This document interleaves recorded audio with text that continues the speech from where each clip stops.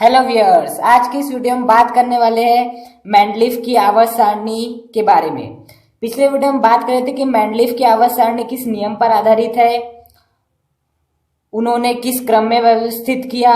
आज हम बात करने वाले मेंडलीफ की आवर्त सारणी के विवरण के बारे में कि ये किस प्रकार की थी। तो देखिए, आपके सामने मेंडलीफ की आवर्त सारणी प्रदर्शित है।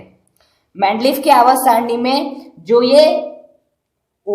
ये क्षैतिज पंक्तियां है, इन्हें क्या कहा जाता है? आवर्त कहा जाता है। ये जो क्षैतिज पंक्तियां है, इन्हें क्या कहा जाता है? आवर्त कहा जाता है। और जितने भी ऊर्ध्वाधर स्तंभ है, ऐसे खड़े को क्या बोलते हैं? ऊर्ध्वाधर। और ऐसे जो तिरछा है, इन्हें क्या बोलते हैं? क्षैतिज। तो जितने भी ऊर्ध्वाधर स्तंभ है, इन्हें क्या कहा जाता है? वर्ग या क्या कहा जाता है? समूह कहा जाता है।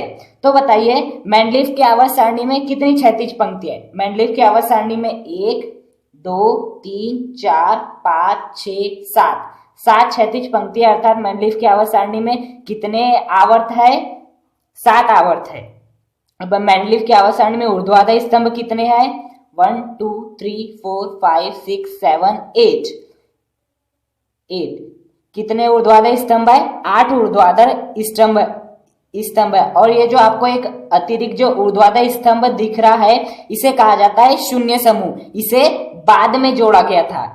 मतलब कि ये जो आपका ये वाला जो ऊर्ध्वाधर स्तंभ था, मेंडलीफ द्वारा छोड़ दिया गया था कि यदि बाद में इन तत्वों की खोज होती तो इन्हें बाद में स्थान दे सके। और बाद में अक्रिय गैसों की खोज हुई और इन अक्रिय गैसों को इस ऊर्ध्वाधर स्तंभ में स्थान दिया गया और इसे क्या कहा गया? शून्य समूह कहा गया। तो इस प्रकार मेंडलीफ की आवर्त सारणी में कुल ऊर्ध्वाधर स्तंभ कितने थे? 9 थे, अर्थात वर्ग कितने थे?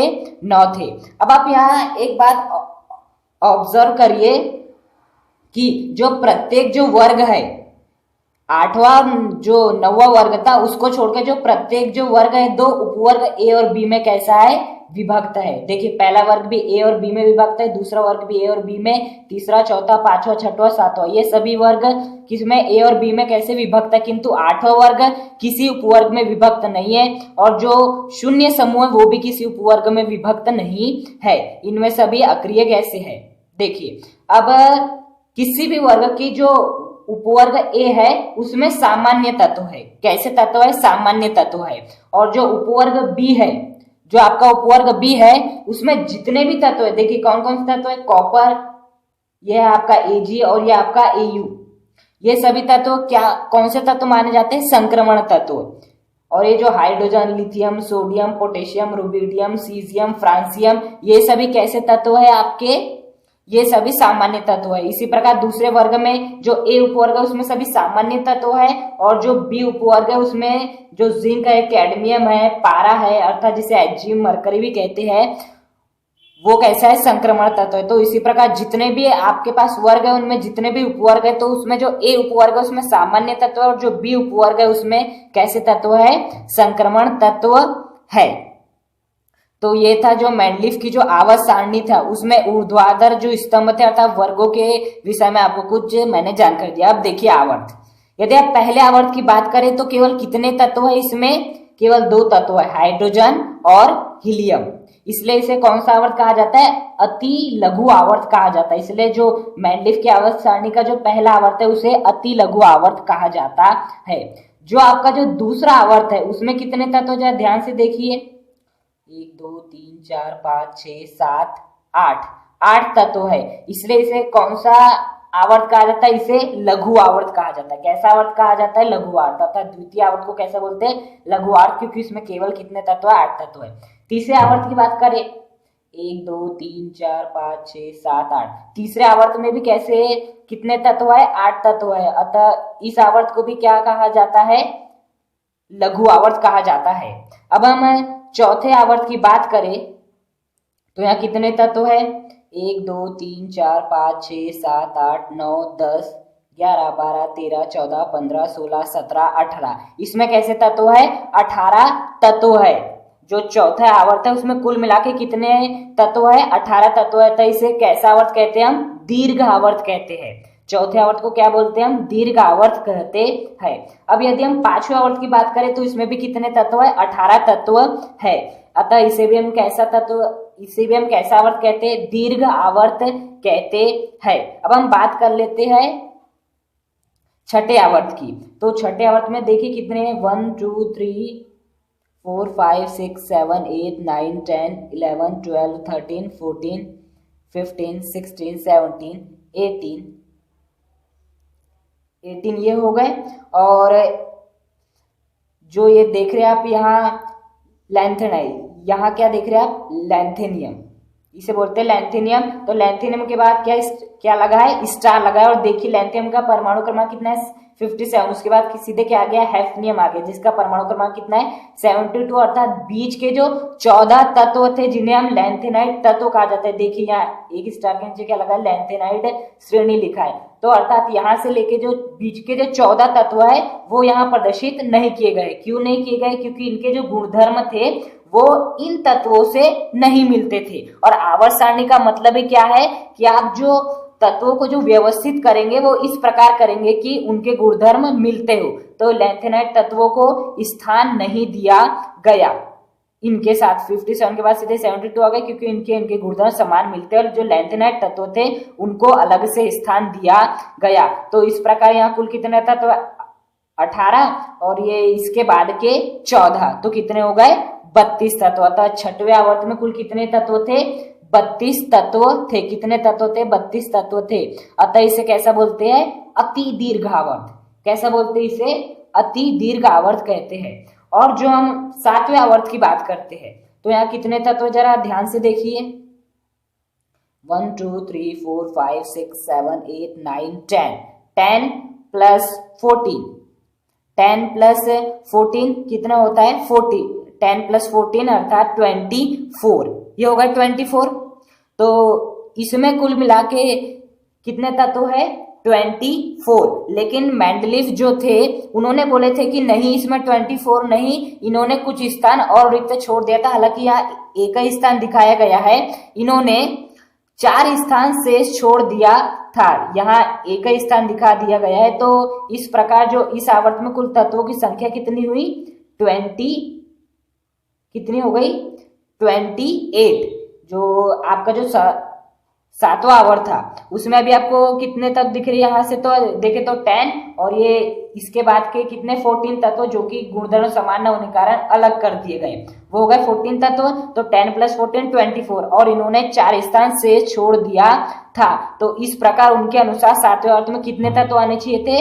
28 एलिमेंट्स आने चाहिए थे। अतः इसे अपूर्ण दीर्घ आवर्त भी कहा जाता है। जो आपका जो सातवां आवर्त है इसे अपूर्ण दीर्घ आवर्त भी कहा जाता है, क्योंकि इसमें जो 4 तत्व थे वो नहीं खोजे गए थे और भविष्य में 4 तत्व खोजे गए और इनको यहाँ स्थान दिया गया। इस प्रकार अर्थात वर्तमान में 4 तत्व खोजे जा चुके हैं, लेकिन उस समय अज्ञात थे, इसलिए इसे क्या कहा गया? अपूर्ण दीर्घ आवर्त कहा गया। इस प्रकार पहले आवर्त को क्या कहा जाता है? अति लघु आवर्त, क्योंकि इसमें केवल 2 तत्व है। दूसरे और तीसरे आवर्त को क्या कहा जाता है? लघु आवर्त, क्योंकि इसमें कितने तत्व? 8 तत्व है। चौथे और पांचवें आवर्त को क्या कहा जाता है?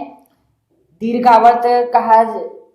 चौथे और पांचवें जो आवर्त है उनको कहा जाता है आपका दीर्घ आवर्त कहा जाता है, क्योंकि उनमें 18 तत्व है। जो आपका छठा आवर्त है उसमें कितने तत्व है? 32 तत्व है, तो इसे अति दीर्घ आवर्त कहा जाता है। और जो सातवां है, जो आपका सातवां आवर्त है जिसमें कि 28 तत्व है और यह अभी अपूर्ण है, इसलिए इसे हम क्या कहते हैं? अपूर्ण दीर्घ आवर्त कहा जाता है। तो ये थी मेंडलीफ की जो आवर्त सारणी थी, जो मेंडलीफ की जो आवर्त सारणी थी, ये उसका विवरण था। ओके, अब हम बात करेंगे मेंडलीफ के आवर्त सारणी की कमियों के बारे में। अब हम बात कर लेते हैं मेंडलीफ की आवर्त सारणी की कमियों के बारे में। पहला था, इन्होंने अपनी आवर्त सारणी में हाइड्रोजन को उचित स्थान नहीं दिए। पहली कमी थी हाइड्रोजन का स्थान। देखिए, जो हाइड्रोजन है वो सोडियम, लिथियम, पोटेशियम, रुबिडियम इन तत्वों से भी समानता प्रदर्शित करता है, और फ्लोरीन, क्लोरीन, ब्रोमीन, आयोडीन इन तत्वों से भी समानता प्रदर्शित करता था। अब कैसे? देखिए, सोडियम, लिथियम, पोटेशियम, रुबिडियम इन सभी के जो अंतिम कोश रहता है, इनमें जो इलेक्ट्रॉन रहते हैं वो कितने इलेक्ट्रॉन रहते हैं? केवल एक इलेक्ट्रॉन रहता है। इन सभी तत्वों के अंतिम कोश में कितने इलेक्ट्रॉन रहते हैं? केवल एक इलेक्ट्रॉन रहते हैं। और हाइड्रोजन के भी अंतिम कोश में कितने इलेक्ट्रॉन रहते हैं? एक इलेक्ट्रॉन रहते हैं। अर्थात हाइड्रोजन इन तत्वों से कैसा समानता प्रदर्शित करता है? बिल्कुल। फ्लोरीन, क्लोरीन, ब्रोमीन, आयोडीन, इन सभी को अपना इलेक्ट्रॉनिक विन्यास स्थायी बनाने के लिए एक एक इलेक्ट्रॉन की आवश्यकता होती है। ओके। और हाइड्रोजन को भी अपना इलेक्ट्रॉनिक विन्यास को स्थायी बनाने के लिए एक इलेक्ट्रॉन की आवश्यकता होती है, क्योंकि हाइड्रोजन के अंतिम जो कोश में कितने इलेक्ट्रॉन रहते हैं? एक इलेक्ट्रॉन रहते हैं। अब इसे यदि स्थायी बनाना है तो एक इलेक्ट्रॉन बाहर से चाहिए। जैसे इसे मिल जाएगा तो इसके पास कितने हो जाएंगे? 2 इलेक्ट्रॉन हो जाएंगे। अर्थात इससे भी यदि अपना इलेक्ट्रॉन विन्यास को स्थायी करना है तो बाहर से एक इलेक्ट्रॉन की आवश्यकता होती है। और इन सभी तत्वों को यदि एक इलेक्ट्रॉन मिल जाए तो ये भी अपने इलेक्ट्रॉन विन्यास को स्थायी बना लेंगे। इसी कारण जो आपके मेंडलीफ जी थे, मेंडलीफ वैज्ञानिक थे, वे हाइड्रोजन को उचित स्थान नहीं दे पाए। दूसरी कमी, समस्थानिकों का स्थान। समस्थानिकों का स्थान, यह अपनी आवर्त सारणी में जितने भी तत्व थे उनके जो समस्थानिक थे उनको स्थान नहीं दे पाए उचित रूप से। देख, जैसे कि हाइड्रोजन के 3 समस्थानिक होते हैं, 1H1, 2H1, 3H1, इसे बोलते हैं प्रोटियम, ड्यूटीरियम, ट्राइटियम। ये हाइड्रोजन के 3 समस्थानिक है। तो इन तीनों समस्थानिकों को ये उचित स्थान नहीं दे पाए अपनी आवर्त सारणी में, इसलिए ये भी इनकी एक प्रमुख कमी है। अब यदि हम बात कर लेते तीसरे के बारे में, यह आवर्तिता का कारण नहीं बता पाए। किसका कारण नहीं बता पाए? आवर्तिता का कारण नहीं बता पाए।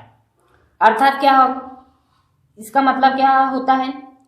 इन्होंने कहा था कि जब हम तत्वों को उनके बढ़ते हुए परमाणु भारों के क्रम में व्यवस्थित करेंगे, ऐसे यदि हम तत्वों को बढ़ते हुए परमाणु भारों के क्रम में व्यवस्थित करेंगे तो ऐसे जब हम व्यवस्थित करेंगे तो हमें कुछ तत्व मिलेंगे जिनके जो रासायनिक एवं भौतिक गुणधर्म होंगे वो कैसे होंगे? समान होंगे। जैसे कि यदि हम मान लें यहाँ लिथियम, अब यदि ऐसे हम परमाणु भारों के बढ़ते क्रम में व्यवस्थित करते जाए तो सोडियम की यदि हम बात करें तो इसके जो गुणधर्म होंगे वो लिथियम के समान होंगे। और यदि हम फिर से परमाणु भारों के बढ़ते क्रम में व्यवस्थित करना चालू करें तो यहाँ हमें क्या मिलेगा? पोटेशियम मिलेगा। तो जो पोटेशियम के जो गुणधर्म भी होंगे वो किसके समान होंगे? सोडियम के समान होंगे। अर्थात इन्होंने क्या क्या कि यदि हम परमाणु भारों के बढ़ते क्रम में व्यवस्थित करते हैं तो हमें जो तत्व मिलेंगे उनके भौतिक और रासायनिक गुणधर्म समान मिलेंगे। इसे ही क्या कहा जाता है? आवर्तिता कहा जाता है। लेकिन ऐसा क्यों होता है इसका ये कारण स्पष्ट नहीं कर पाए, जो थी इनकी आवर्त सारणी की सबसे बड़ी कमी की आवर्तिता होती है। इन्होंने ये तो बताया, लेकिन क्यों मिल रहे हैं हमें ऐसे तत्व क्यों मिल रहे, इसका एक कारण नहीं बता सके। अतः यह भी इनकी एक प्रमुख कमी थी। चौथा, इन्होंने क्या कहा था कि इन्होंने अपनी आवर्त सारणी में तत्वों को बढ़ते हुए परमाणु भारों के क्रम में व्यवस्थित किया, बिल्कुल। लेकिन इन्होंने जब इनकी आवर्त सारणी प्रस्तुत हुई तो इन्होंने जिन तत्वों के परमाणु भार अधिक थे उन्हें पीछे रख दिया और जिनके परमाणु भार ज्यादा थे उन्हें पीछे रख दिया और जिनके परमाणु भार कम थे उन्हें आगे कर दिया। जैसे कि हम बात करें ऑर्गन और पोटेशियम की, ऑर्गन और पोटेशियम, ऑर्गन का परमाणु भार होता है 39.5 और पोटेशियम का जो परमाणु भार होता है वो होता है 39.1। इन्होंने पहला स्थान दे दिया ऑर्गन को, उसके बाद दे दिए पोटेशियम को, बिल्कुल, जो कि गलत था, क्योंकि इन्होंने बोले थे मैं परमाणु भार क्रम में बढ़ते हुए क्रम में व्यवस्थित कर रहा हूं। तो ऑर्गन और पोटेशियम में किसका परमाणु भार अधिक है? ऑर्गन का। तो ऑर्गन को बाद में स्थान देना था, पोटेशियम को पहले स्थान देना था, क्योंकि इसका परमाणु भार कम है। लेकिन इन्होंने ऑर्गन को पहले स्थान दे दिया, पोटेशियम को दूसरा स्थान दे दिया। इसी प्रकार कई प्रकार तत्व थे और यह भी इनकी एक प्रमुख कमी थी कि इन्होंने कम परमाणु भार वाले तत्वों को अधिक परमाणु भार वाले तत्वों से आगे रखा। अब हम बात कर लेते पांचवी, इन्होंने असमान गुणधर्म वाले तत्वों को एक साथ रखा। कैसे रखा? एक साथ रखा। जैसे कि मैंने आपको इसके पूर्व आवर्त सारणी जब प्रस्तुत की थी तो उसमें जो आपने पहला वर्ग देखे थे, उसमें 2 उपवर्ग थे, ए और बी। एक में क्या क्या था? सोडियम आपका था, सोडियम था, पोटेशियम था, रुबिडियम था, सीजियम था, बिल्कुल। और इधर की ओर क्या था? कॉपर था। इधर की ओर Au था। और इन सभी के गुणधर्म तो एक समान होते हैं, किंतु सोडियम इन सभी के गुणधर्म इनसे नहीं मिलते हैं। तो इनकी जो आवर्त सारणी थी सबसे बड़ी कमी थी कि इन्होंने असमान गुणधर्म वाले तत्वों को एक ही वर्ग में रख दिया। इन्हें जो कॉपर था या Au था इन्हें अलग रखना था, या इनकी जगह उन तत्वों को रखना था जिनके गुणधर्म इनके समान मिलते हो। तो इनकी पांचवी कमी क्या हो गई कि इन्होंने असमान गुणधर्म वाले तत्वों को एक साथ रख दिया। छठी कमी क्या हो गई कि इन्होंने समान गुणधर्म वाले तत्वों को अलग रख दिया। मैं आपको आवर्त सारणी से यह बताना चाहूंगा। देखिए यह आपका कौन सा वर्ग, पहला वर्ग है। देखिए इसमें जो A है, जो हमारा पहला उपवर्ग है, उसमें lithium, sodium, potassium, rubidium, caesium, francium, ये सभी कैसी धातु कहलाती है, क्षार धातु है। जबकि देखिए दूसरे उपवर्ग में ही कॉपर, Ag, Au, इन सभी को स्थान दिया, जो ये सभी कैसी धातु कहलाती है, सिक्का धातुएं कहलाती है। अर्थात क्षार धातु, सिक्का धातु को रख दिया, जो कि इनकी सबसे बड़ी गलती हुई कि इन्होंने असमान गुणधर्म वाले तत्वों को एक साथ रख दिया। अब इन्होंने समान गुण वाले तत्वों को अलग अलग रख दिया। जैसे की बात करें हम तांबा, तांबा जो कि पहले वर्ग में है, और ये जो आपका मरकरी है वो दूसरे वर्ग में है। इन दोनों के गुणधर्म कैसे मिलते हैं, आपस में मिलते हैं।